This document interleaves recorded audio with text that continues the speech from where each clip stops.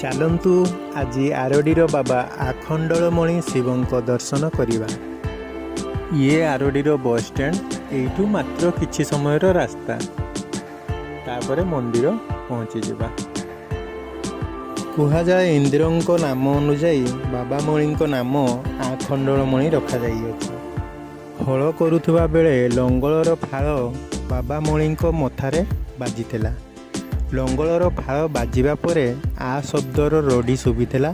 ସେଥିପାଇଁ ପୀଠର ନାମ ଆରଡ଼ି ରଖାଯାଇଛି।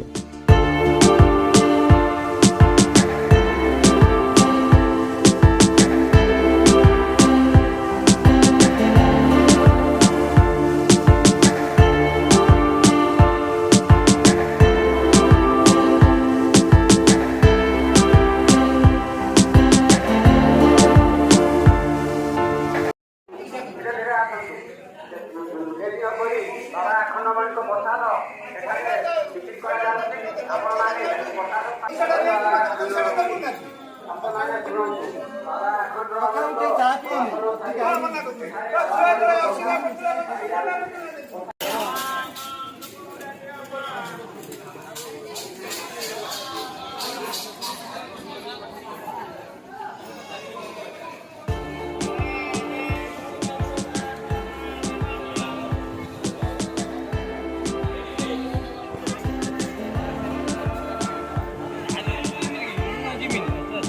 ବିଶ୍ୱାସ ରହିଛି ଆଖଣ୍ଡଳମଣିଙ୍କ ପାଦୁକାରେ ଅନେକ ପ୍ରକାରର ରୋଗ ଭଲ ହୋଇଯାଏ।